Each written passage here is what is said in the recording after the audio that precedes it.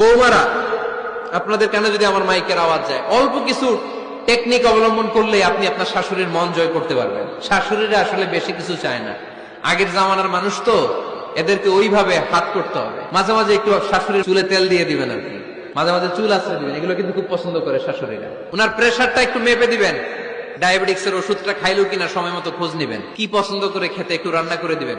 যেই বক্তার ওয়াজ শুনতে পছন্দ করে ওই বক্তার ওয়াজগুলো ডাউনলোড করে শাশুড়ি আম্মাকে দিবেন, ইসলামী বই দিবেন। দেখবেন বয়স্ক নারীরা মাহফিল যেতে খুব পছন্দ করে, ওয়াজ শুনতে খুব পছন্দ করে, নবীদের কাহিনীগুলো শুনতে পছন্দ করে।